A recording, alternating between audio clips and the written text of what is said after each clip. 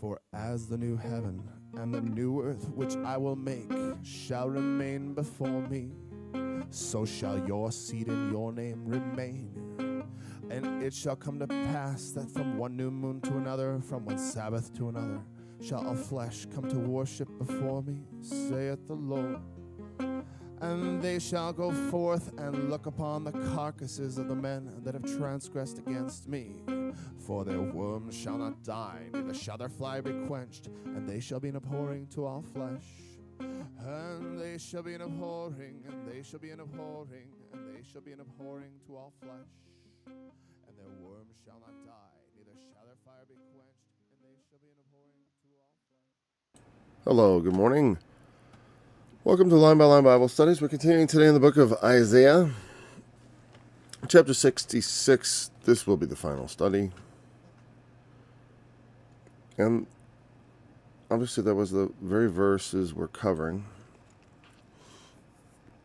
Well, we're going to take in the context of the passage one more time, because I do think I probably will look back a little. It's one of my favorite chapters, and there are maybe a thing or two to add as we also wrap up the book. So, verse 1. Let's have a sip of coffee here, sorry.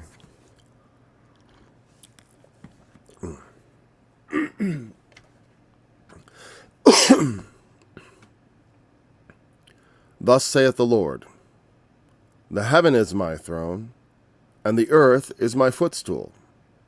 Where is the house that ye build unto me? And where is the place of my rest? For all those things hath mine hand made, and all those things have been, saith the Lord. But to this man will I look, even to him that is poor and of a contrite spirit, and trembleth at my word. He that killeth an ox is as if he slew a man. He that sacrificeth a lamb, as if he cut off a dog's neck. He that offereth an oblation, as if he offered swine's blood. He that burneth incense, as if he blessed an idol. Yea, they have chosen their own ways, and their soul delighteth in their abominations.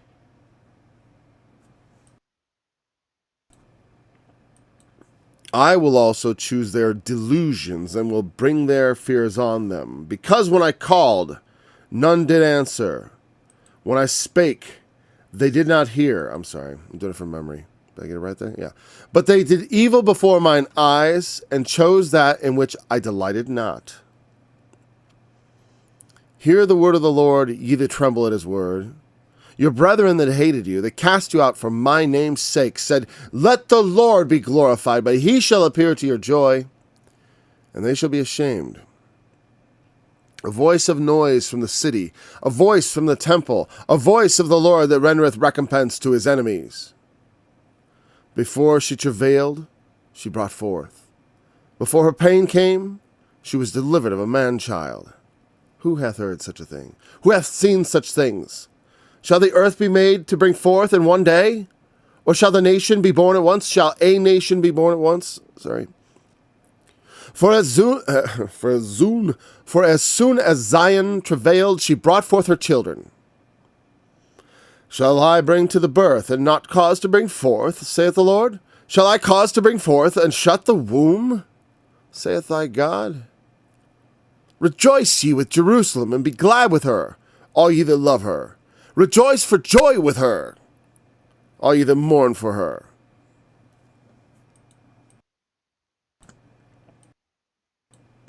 Okay. That ye may suck and be satisfied with the breasts of her consolations, that ye may milk out and be delighted with the abundance of her glory. For thus saith the Lord, behold, I will extend peace to her like a river, and the glory of the Gentiles like a flowing stream. Then shall ye suck, ye shall be borne upon her sides, and be dandled upon her knees.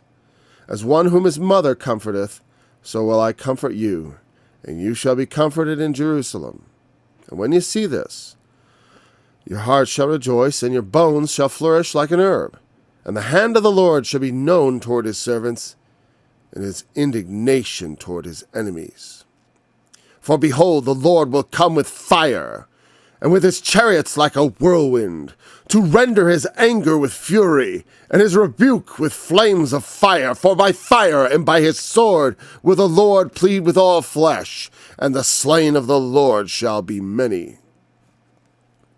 They that sanctify themselves and purify themselves in the gardens behind one tree in the midst, eating swine's flesh, and the abomination and the mouse shall be consumed together, saith the Lord. For I know their works and their thoughts, and it shall come that I will gather all nations and tongues, and they shall come and see my glory.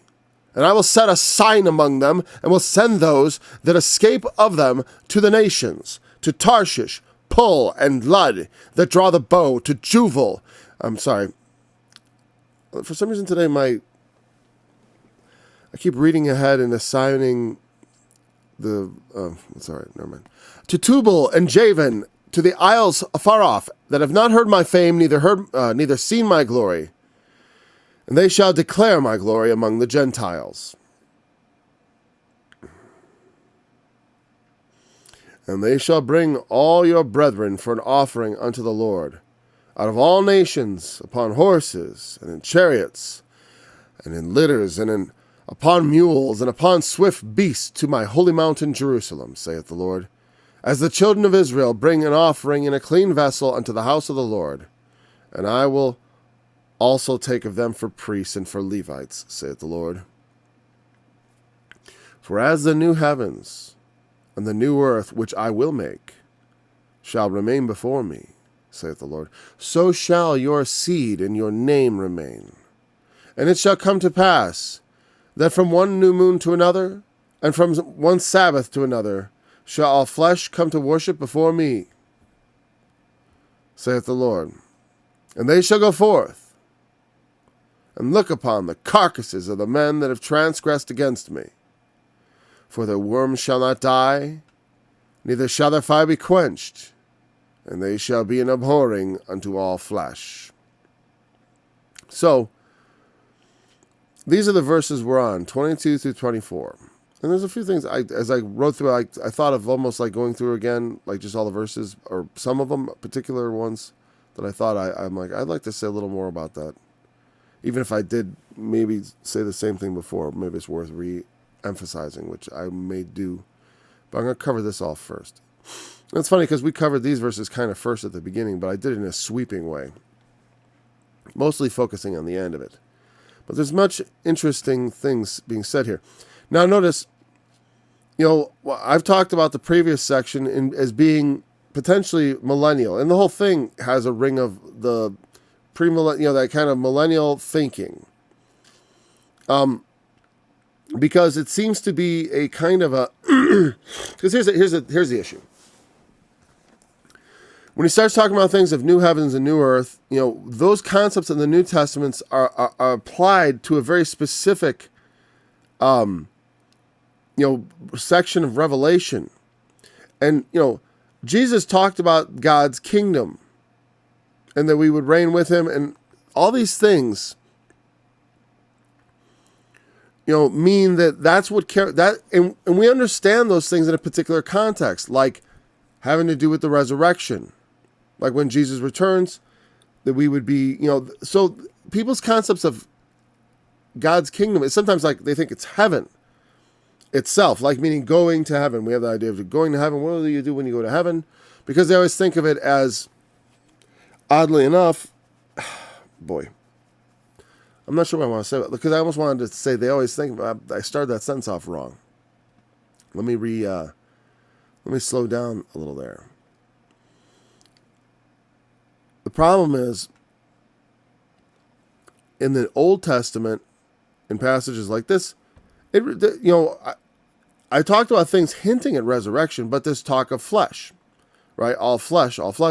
But if you consider that idiomatically refers to all people, it does not necessarily mean to specify, oh, and by the way, according to doctrine, this takes place before the resurrection. Now, here's the thing.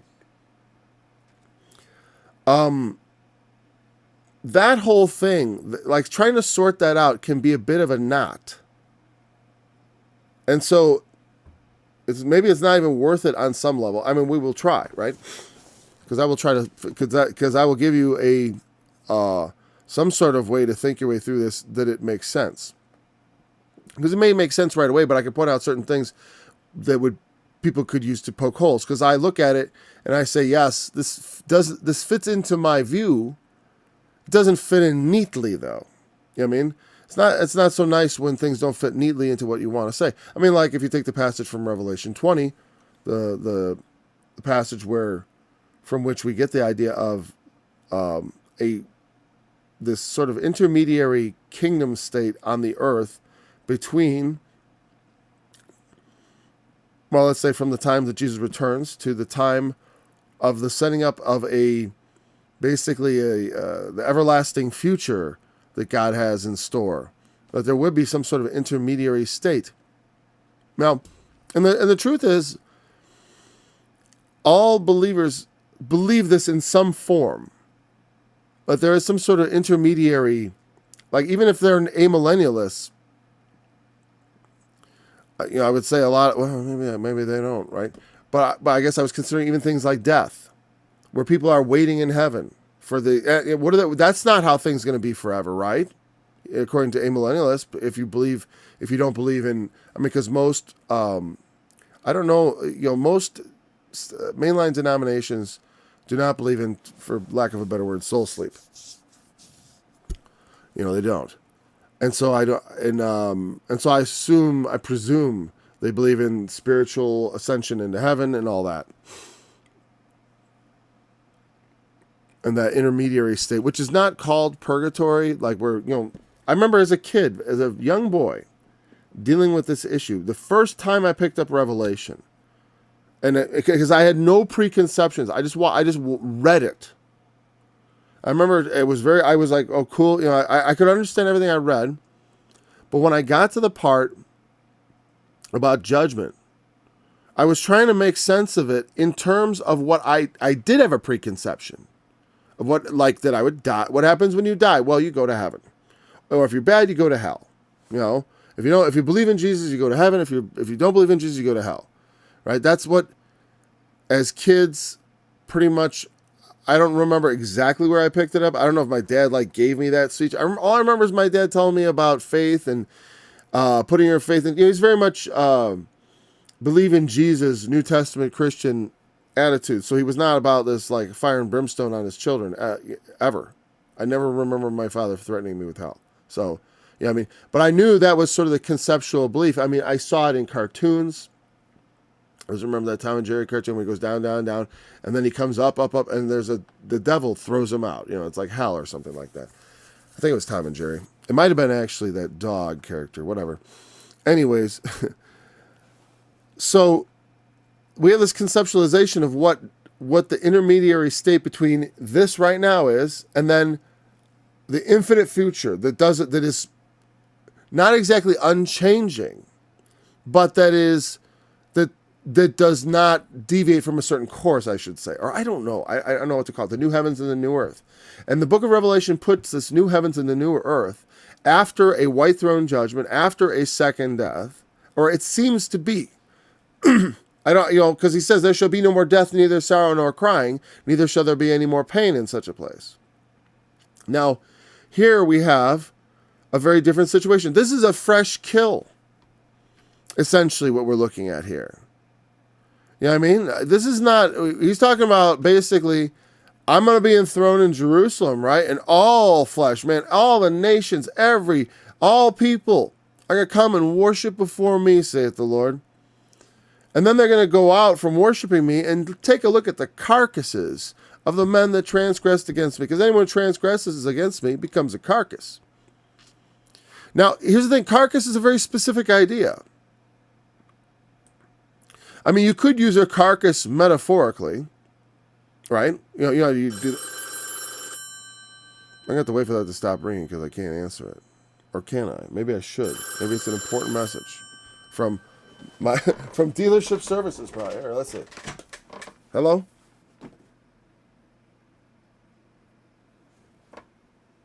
Oh, great. Thanks. All right, I better take care of that. All right, never mind. Sorry about that. I don't know. It's less annoying than having it just ring while we wait. Carcasses of the men that have transgressed against me. They are carcasses, dead bodies. This is not a portrait that is the people think it is in the new when they read the New Testament. Jesus just cites this, and people are like, "Oh, look at man, eternal torture." It doesn't seem to get, no. What he's saying is, the dead stay dead.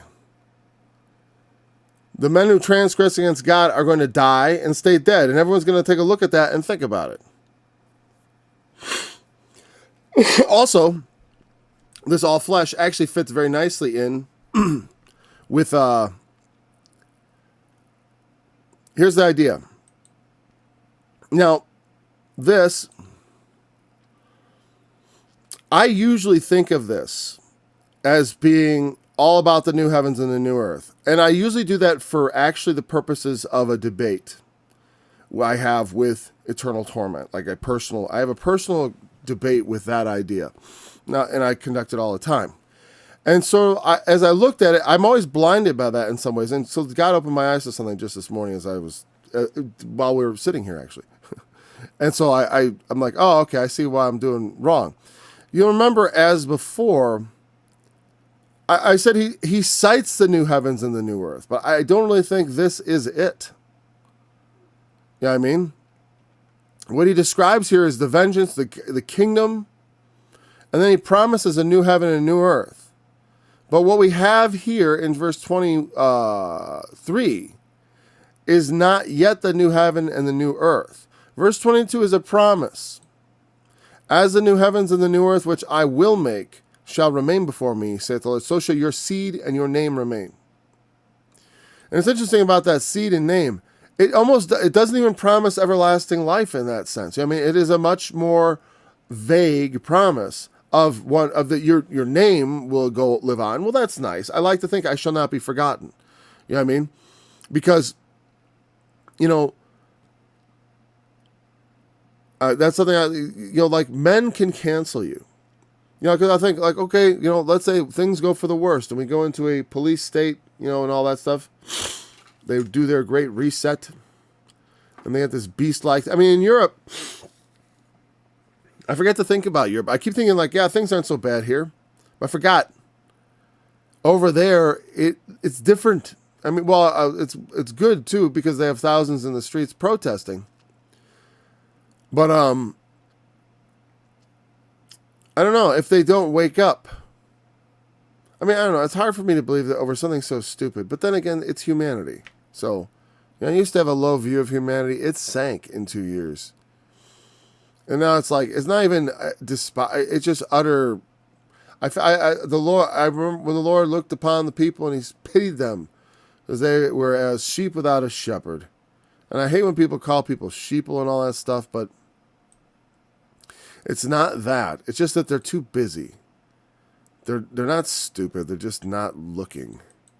You know what I mean? That's the only thing that drives me nuts. People are like, they're so stupid. They're so stupid. I know someone kind of stupid.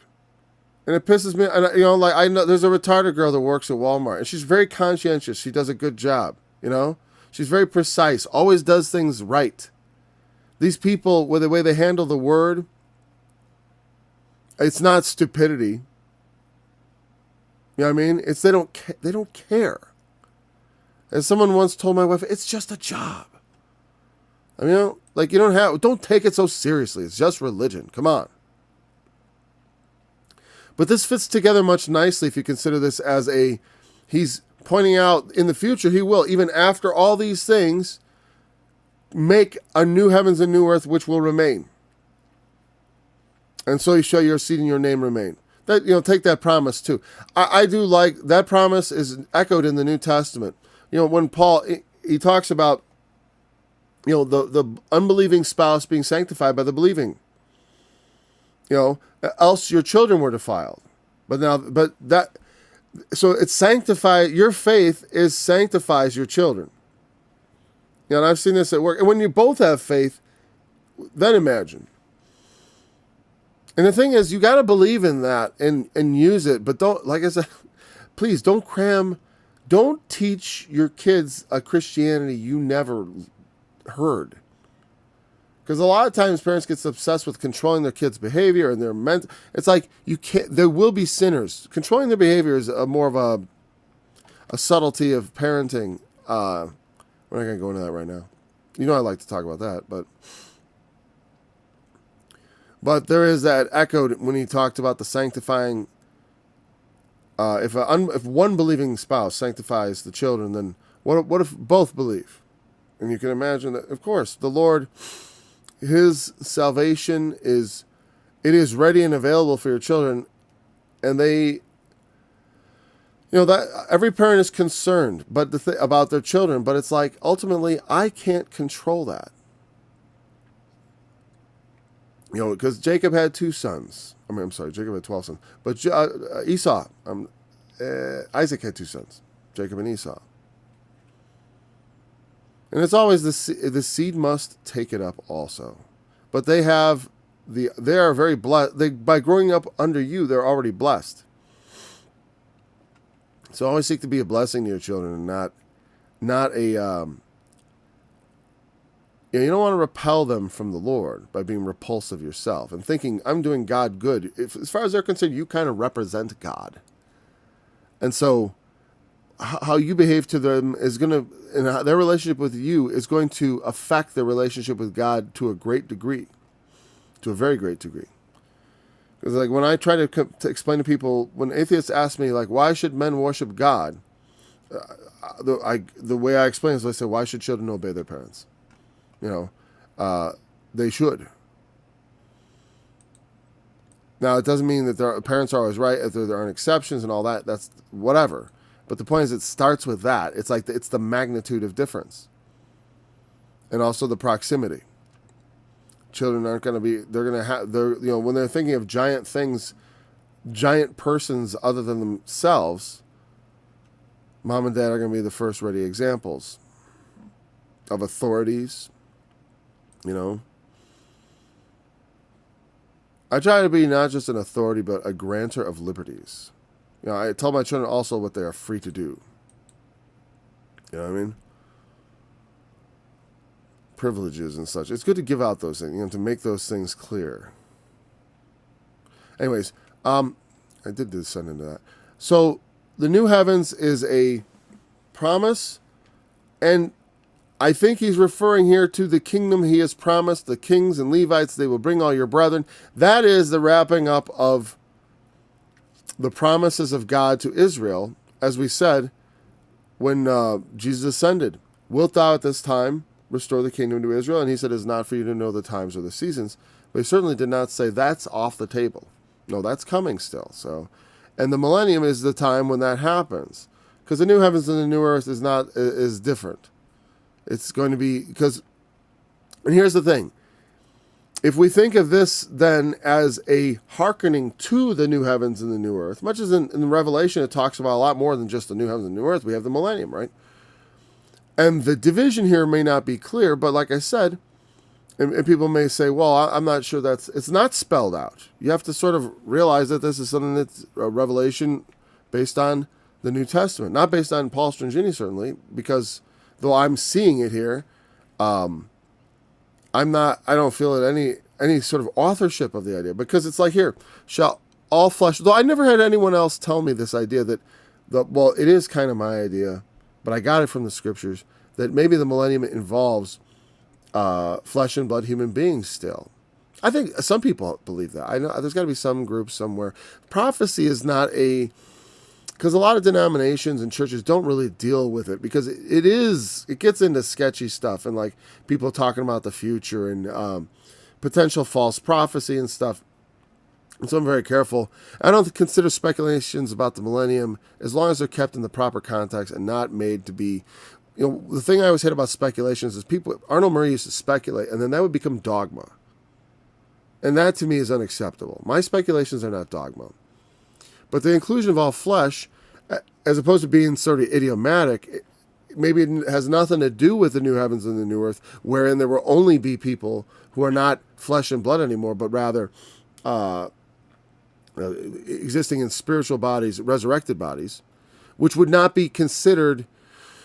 I don't know. When Jesus appeared after his resurrection, it's a weird thing because I'll take this also too with add this to the pile of thoughts that he did say, put your hands in touch because a spirit does not have flesh and blood such as I do, or flesh and bones. And that was that him on the ship though? I better look that up. I'm thinking, is that him after the resurrection or on the boat? But here's the thing.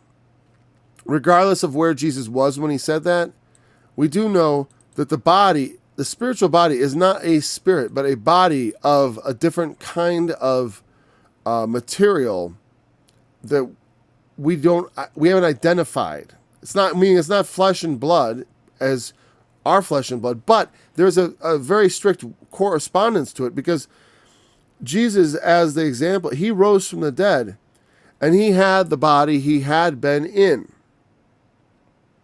And there's a thought that, okay, maybe that's exceptional, but that's never in the New Testament. It always says that we will rise up from the dead as he rose from the dead, and that the dead would rise. And it's not, and it's very clearly, it doesn't matter where, how, or what, the sea gave up the dead which were in it, and death and hell delivered up. I mean, death, just wherever things died, they were returned, or men, the dead returned to life. Okay, I wanted to actually, let's see. I think it was flesh and bones. Flesh, bones. Combination occurs 12 times in the entire Bible. Of the King James, I should say. Micah, Luke. A spirit hath not... it's Luke 24. That's post-resurrection. Okay, good.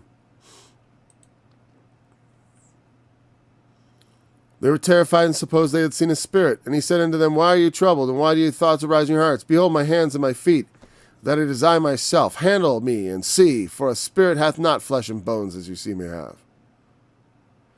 Now, the thing is, the Apostle Paul, and he ate food. He let them see him eat, because they probably, just so that they could see he was normal. You know what I mean? It is people, seeing someone eat is very reassuring.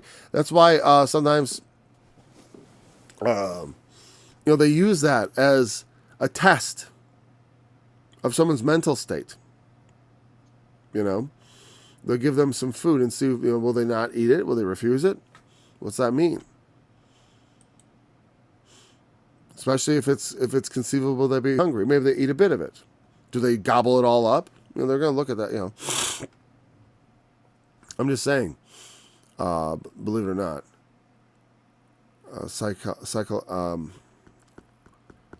anyways, I don't want to go into that. All right, so flesh and bones. So Luke 39, we did that.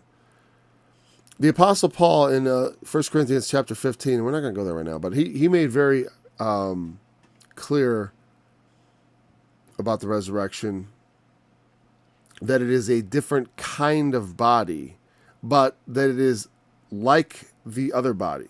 It is like this body.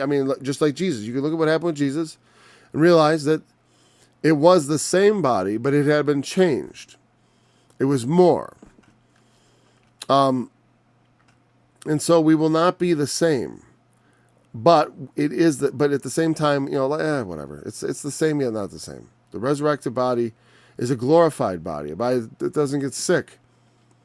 But I usually don't think of it as flesh and blood, but then you think of it, Jesus says flesh. I guess because, when I was, like I said, when I was young, the teacher I studied with, Arnold Murray, was very like the flesh.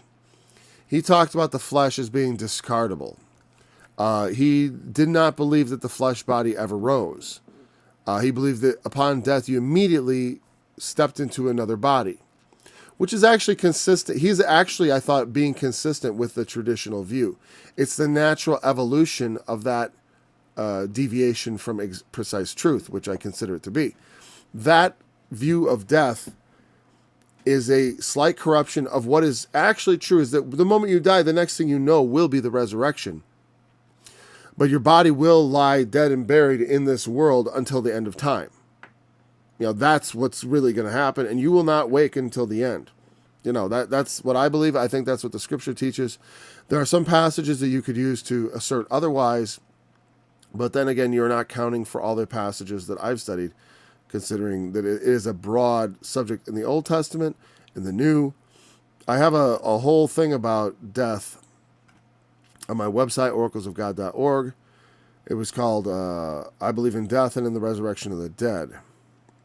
And actually, if you go to the studies page, I'm looking there real quick right now. It's actually way down at the bottom. It's not among the numbered studies, but it says, I believe in death and in the resurrection of the dead. And that it's a writing thing, and I think, is there an audio associated with it? I think there is. I did a reading. Yeah, there's a reading with it. It's a big section on my website, actually. It's a whole big page. Yeah, I'll show you.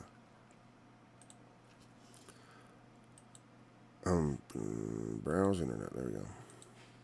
I know a lot of you have seen this, but whatever, just for people who might study. There you go. It's a long thing.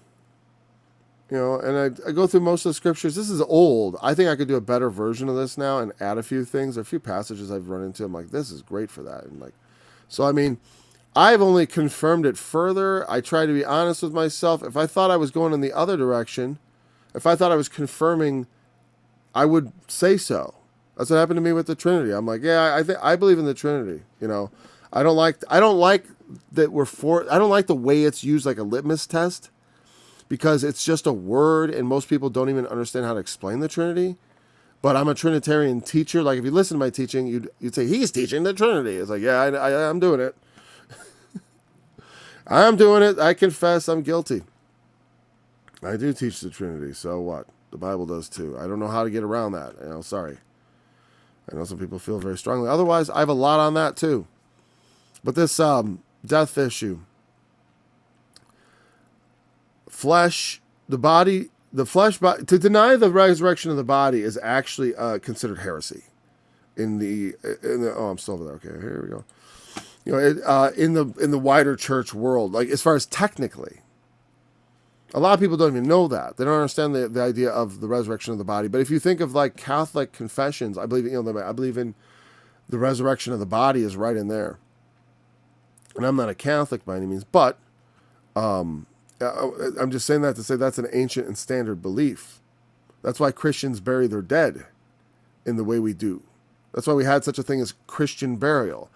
It's not that it's wrong to be cremated or something, but Christian burial was done in anticipation of the resurrection. So, meaning we did our burials with the thought that the body would come back again on the day of resurrection.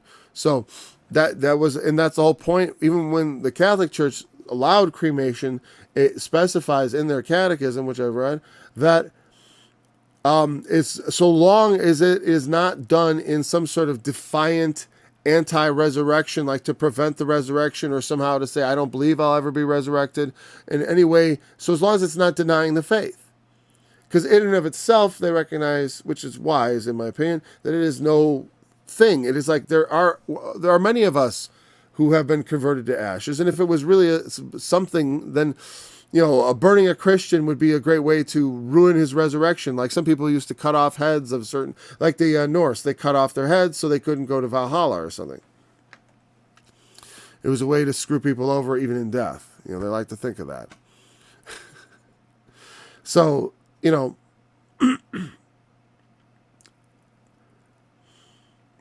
flesh could refer still to those in resurrected bodies. But I was thinking it would fit in nicely with the people who are still alive after the end times, after Christ returns.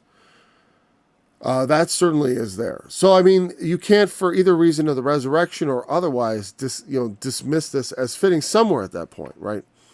And also the idea that they will come before God into worship, right? That shouldn't be discounted. But then go out and look at what's left.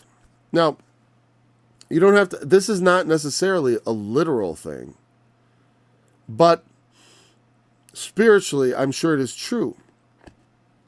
Because we meditate, I mean, it could be a giant mural of what happened on the day of Christ's return. after a while. Because I can't imagine God's going to leave a bunch of dead bodies laying around. You know what I mean? And even so, how long is that going to last? I mean, because here's the thing. It's, the supper of the great God. I mean, because here's the thing. I don't think this can be people, like what this is referring to. It's referring to an image of dead bodies, not to an image of people's spirits being tormented in a dark place off somewhere very far away from God. As they say, eternally separated from God. Because the views on hell go all over the place. Like I said, it's like you go to the book of Revelation and it says this white throne judgment scene, right? The dead, I mean, because that's what I'm talking about. That reason that point of view on death is important to me is it goes back to when I was a child. Reading Revelation and dealing with that tradition in my mind that everyone believes so strongly that after you die, you go to heaven. I mean, I do believe right after you die, you're going to meet the Lord. You ain't going to be waiting. You ain't going to be like, oh God, I'm going to be dead now for a long time. That's not what happens. The next instant, the next perception you have will be, it'll be lights out, and then it'll be like, boom, there's the Lord. It makes it even more terrifying to me. I'm afraid to die now. No, I'm just kidding. Like sort of like the, you know what I mean? Because that's what people think. You're going to wake up on the day, it's like being transported to the future. We're all going to wake up on the day of the resurrection at the same time. That's what I believe. Now, all the righteous. Now, that's where we get the first resurrection. Revelation 20, verse 6. Blessed and holy is he that hath part in the first resurrection. On such the second death hath no power, but they shall be priests of God and of Christ, and shall reign with him 1,000 years. I'm sorry. I meant to go back to verse 5. Well, those, I saw thrones in 4. I saw thrones and they that sat upon them. And they sat upon them. I always say they that sat upon them. I wonder if that's wrong here. And judgment was given unto them. And I saw the souls of them that were beheaded for the witness of Jesus and for the word of God, and which had not worshipped the beast, neither his image, neither had received received his mark upon their foreheads or in their hands. And they lived and reigned with Christ 1,000 years. But the rest of the dead lived not again until the 1,000 years were finished. This is the first resurrection. One of the things that Paul makes clear is that we do not precede the dead. The dead in Christ must rise first. The first resurrection happens at the 7th trump when Christ returns. The 2 witnesses and all the rest of the dead will rise. And then we which are alive and remain will be caught up together with them in the clouds and be brought to Jerusalem, where we will witness possibly, or we will arrive just after the Battle of Armageddon. I don't know how. He's going to tread the winepress alone. He's going to be coming back with blood-stained garments. We'll be like, Lord, so good to see you. And it will be comforting because he will be glad to see us. But at that time, when he tramples that winepress and he destroys his enemies, when he slays them at the Battle of Armageddon, he will invite all the birds.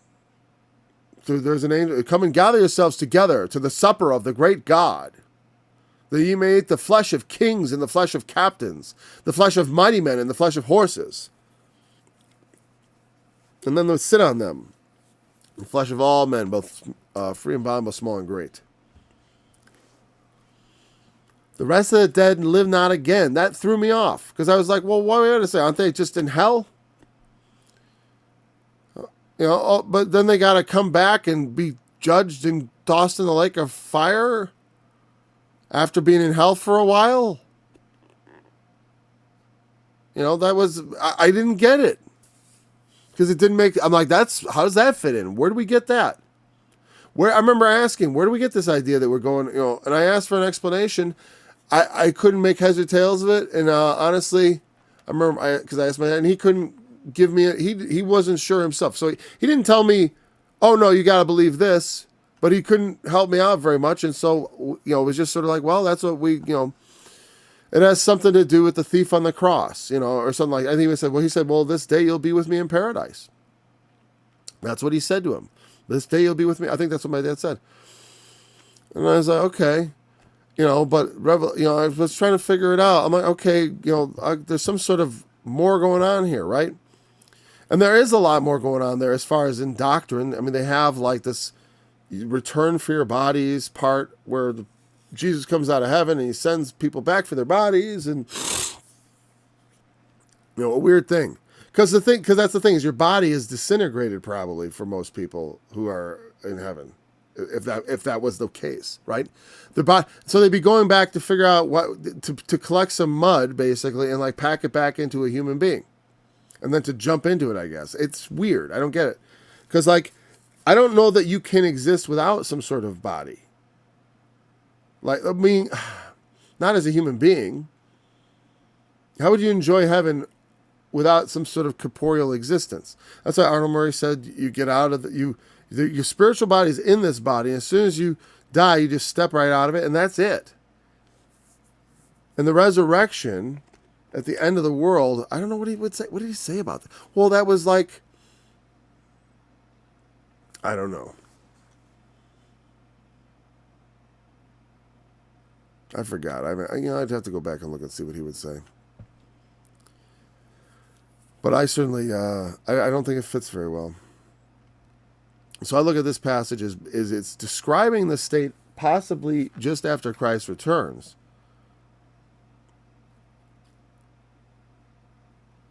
But I don't know.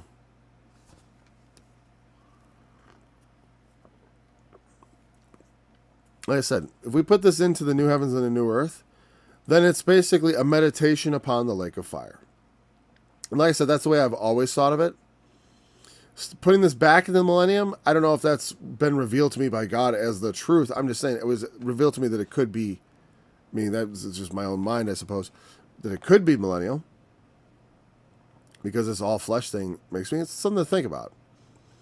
But the concept is simply this, that, my view of hell is twofold. One, hell, Sheol, Hades, refers to the grave, and that's one thing. Then there's Gehenna, the lake of fire, which is usually what the thing that people think of that is the place of torment. And I say that that Gehenna is the place of the second death, as it is described, though it also has torment associated with it.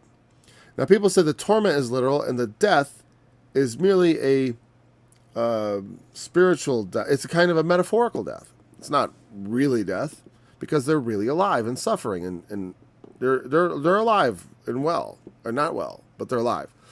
And it's a very contradictory thing, though, because it's like people who are tortured die. It's like, well, they can't die because they're in the, but why? So they can suffer pain, though? Oh, yeah, that they can, but we can't. No, they have special bodies that can suffer pain. You get into all this twisted thinking. And what I say is much easier to say, no. Death is literal. That's what God's saying, literal. The idea of torment, that's the metaphor. Because it's not even well defined what that means. Tormented forever and ever. It means to test something by putting it to the grindstone. That's the literal meaning of the word. And it does mean to torture. And I'm saying, in a metaphorical sense, what would that mean if it was a metaphor? If death is a metaphor, it means people are spiritually dead, meaning they don't have a spiritual life. Because God, what does it mean to be spiritually tortured? Let's say you're not conscious, but you're still being tormented. I think it's very simple. Because because of this. The torment is not them feeling pain and being tortured. It says, we will pick through their bones. We will pick through their bones. We will test and see and know. As far as that's what I would think it means, somehow that's or just that it is like a friend of mine once pointed out, like when they say happily ever after, it's like the other side of it, and shall be tormented forever and ever. It does not literally mean anything except that they are forever held to contempt and such. That's what I think of it. Something like that. I used to try to technically get away. Well, because I got down to I got everything technically separated for hell, but but there's a part where it says the devil was cast in the lake of fire, and shall be tormented forever and ever. And there's only one passage that's precisely like that in Revelation 20. You know? Like, when it talks about people being thrown in, it says, and death and hell were cast in the lake of fire. This is the second death. And whoever was not found, in the very next chapter, first thing it says, no more pain. No more pain, no more sorrow, no more crying. It's all over. That's the new heaven and the new earth. In this, though, we have this judgment, right? But you look here, at the white throne, where was the part I want? There, the devil. Yeah. And the devil that deceived them was cast in the lake of fire and brimstone, where the beast and the false prophet are, and shall be tormented day and night forever and ever. And I should note that they were cast alive into a lake of fire. And it says, I think this R actually, you can't rely on it. I remember Bullinger said were cast. Actually, I think in most translations, actually it's not, there's no verb there. As far as like, not in the Greek. Meaning you have to supply it,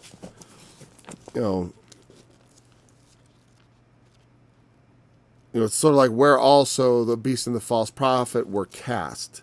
It's not saying where they be now resting and the word are there. Let me go double check actually. I don't want to step that would be a serious error that I'd have to correct if I said that are was not a verb and then it was. So I'm going to check that out because while I wouldn't consider that heresy, it would definitely be a error that need to be like addressed. So let's do that. 20, Revelation 20. And I could just tell from a normal Bible by just looking at, let's see, that forever and ever. Oh yeah, I did draw a line through it, but in my Bible here, which I shouldn't have done. Well, I should. It's fine. You can still read it here, right under my finger, right there. Maybe you can't read that, but because it looks like it's backwards. But why to me does that look like a mirror image? Let me see. That should be on the left. Okay, no, that's not. That's right. But anyways, the word "are" there is in italics in my which means in a good King James Bible, you'll notice certain words in italics, and what it means is the translators are telling you that they supplied that word, that it's not in the Greek, and they thought it was enough of us. They were supplying. It was enough. It was important enough to mention it, because sometimes there are extra words used to describe an idea, but they point back to another word. There is no corollaring. There's no there's no mate for this word "are." There's no in the Greek. There's nothing that it's coming from, so it's not there. And but it's rightly supplied. I mean, there should be something supplied there. There's no verb there. You say were or were cast would be more appropriate. Are is sort of implying they still are there. And it's not saying that. It's just saying where they were cast. But anyways, they were cast alive in there. And then it mentions here, tormented day and night forever and ever. Tormented. And all that. Though when it refers to that's the place. That's the one part I couldn't get around. As far as I couldn't just deny the torment of the lake of fire. Because there is a torment in the lake of fire. And because Revelation 14, there's a torment in the presence of the holy angels, in the presence of the Lamb. And that's what I was sort of suggesting Isaiah 66 might refer to, because it is in his presence. It's just outside of his presence. And it could be the remnants of that. I don't know. I tend not to think of God having these torture chambers off in far-flung places where souls are. I just don't. I just won't believe it. God will have to show that one to me, because it's like I've been studying the Bible for a long time, and while I understand there's some pretty harsh language, there is lots of harsh language. There's a lot of mountains flowing down and melting, but when you look at the actual thing, it's like I said, they're looking at carcasses here. Their worms shall not die, neither shall their fire be quenched. When Jesus quotes this, better to have two eyes, or better to have one eye and enter into life, then they have 2 eyes to be cast into hell. Where, actually, it's, isn't that, I think it's Mark who uses that. But whatever, Jesus, I'm quoting the correct passage. I'm not sure where it is, but you can find it. You know, it's better to have, to enter into life maimed than to have 2 eyes to be cast into hell, Gehenna, where their worm does not die and the fire is not quenched. Because that's what he wanted. He wanted to associate, and that's the biggest thing of all. It's like, actually, because yeah, I don't know.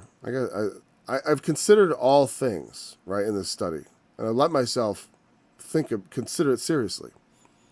When you come around to this, Jesus himself identified it with the lake of fire. And so let's go ahead and bring that verse up. I wasn't going to, but then I think about it, I'm like, this has to be definitive, right? Worm die. 5. Results. Isaiah 66. Mark 9.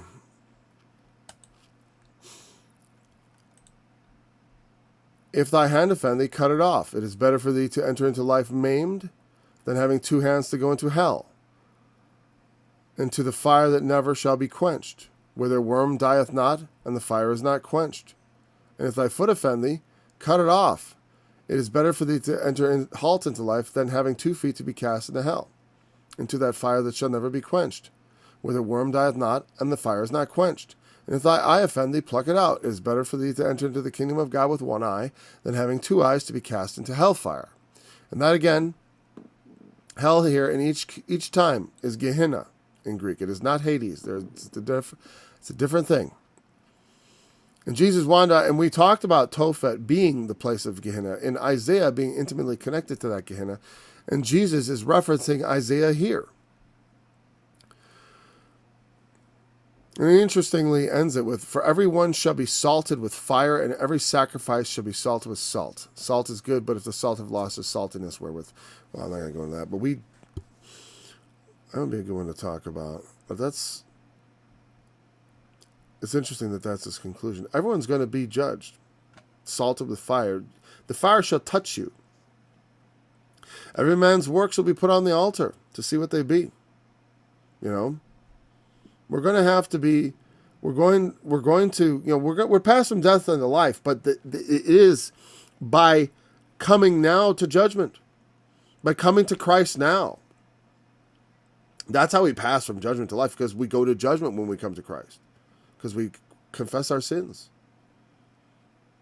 We ought to. And when we come to him in prayer, we should be contrite and confess our sins. Or it's confess we have, or confess, you don't have to necessarily go into detail because he knows all. But we can put ourselves in the proper perspective and knowing, Lord, thank you for your sacrifice that my sins can be wiped away, that I can pass from death into life, and that I can have a relationship with God on a righteous footing, and I don't have to worry constantly about things like hellfire. But anyways, he identified Gehenna with this thing.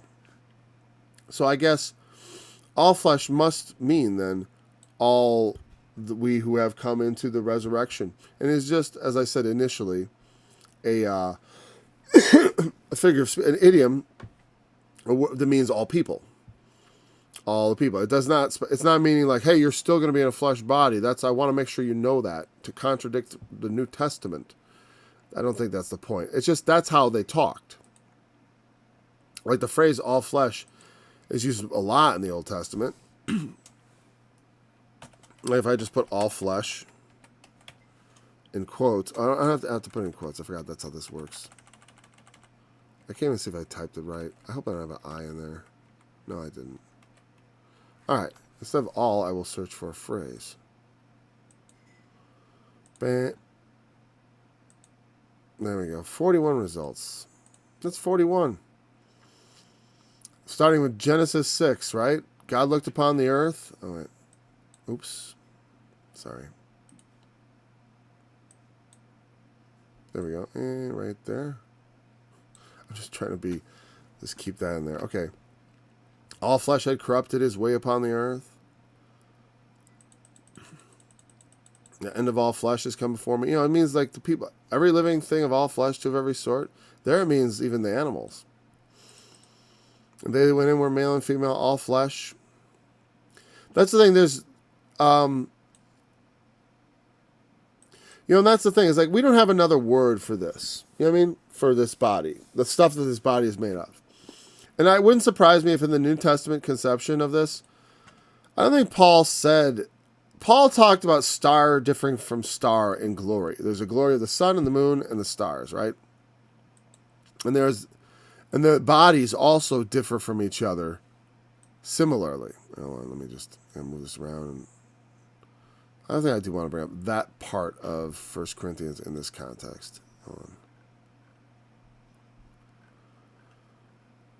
Just to wrap it up.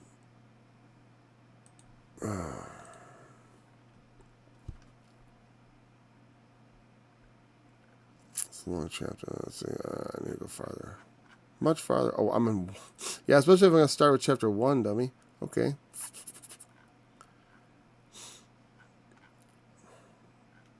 It's a long chapter. So, okay, here we go. Star. I want the part about the star different from. Yeah. So it says there's one glory of the sun, and another glory of the moon, and another glory of the stars. For one star differeth from star in glory. So also it is the resurrection of the dead. It is sown in corruption, it is raised in incorruption. It is sown in dishonor, it is raised in glory. It is sown in weakness, it is raised in power. It is sown a natural body, it is raised a spiritual body. There is a natural body and there's a spiritual body. And so it is written, the first man, Adam, was made a living soul. The last man, Adam, was made a quickening spirit. Anyway, we don't want to go through all that.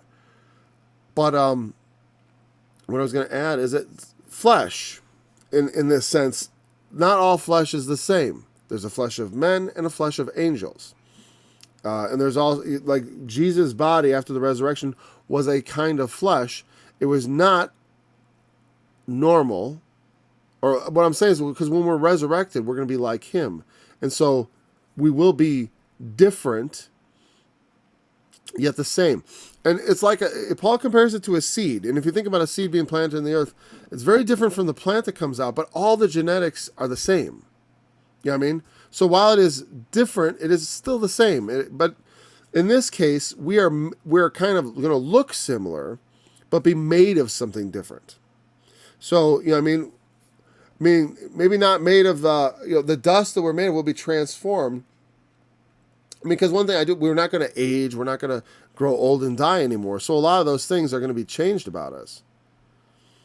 It could be right down in the code of how we work. Yeah, I don't usually think of us as being in flesh bodies in the resurrection. That's why this has been a bit of a. I've had to go around a bit on this to think about it. But considering the Lord Jesus' use of this to refer to the lake of fire, Gehenna, I think that means clearly that we ought to do the same. And that puts us in that context. So I'm going to say that I'm going to continue to think of this as I have thought of it.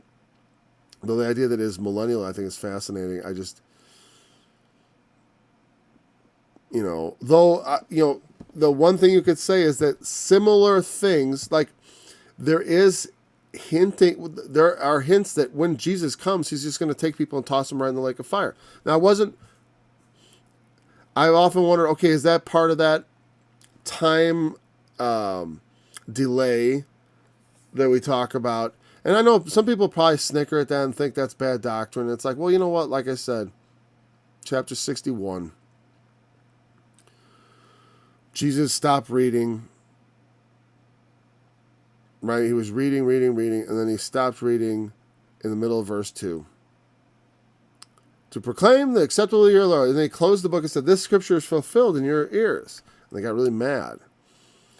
But he wasn't going to go on to declare the day of vengeance because he was not there to take vengeance. But let me tell you, they asked him about the day of vengeance, and he said it's coming. And the end of the day of vengeance is this right here. There's going to be a bunch of carcasses of men who transgressed against God. forever after, forever and ever, we're going to look at it. And to me, that's the meaning of the torment. This is the place where they talk about the torment. Like this, Hades is never associated with torment, except for except for in myths and in the parable of Lazarus and the rich man, which is also a myth. He also there is torment in hell. I forgot about that. But in the actual doctrine of Hades, hell, in the Sheol in the Old Testament was never associated with torment.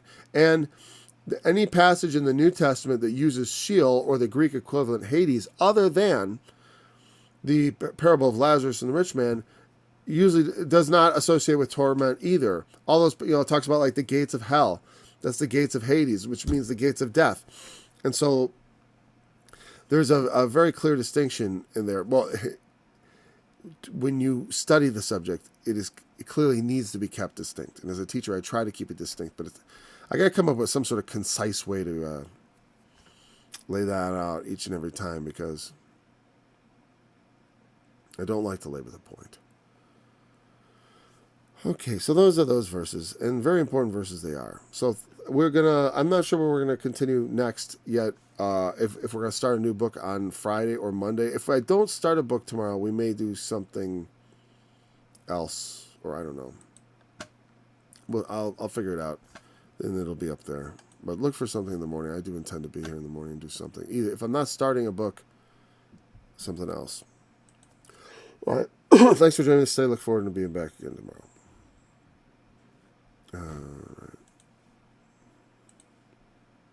For as the new heaven and the new earth which I will make shall remain before me, so shall your seed and your name remain.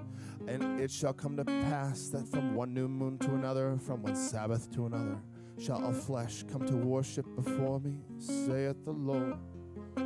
And they shall go forth and look upon the carcasses of the men that have transgressed against me. For their worms shall not die, neither shall their fly be quenched, and they shall be an abhorring to all flesh.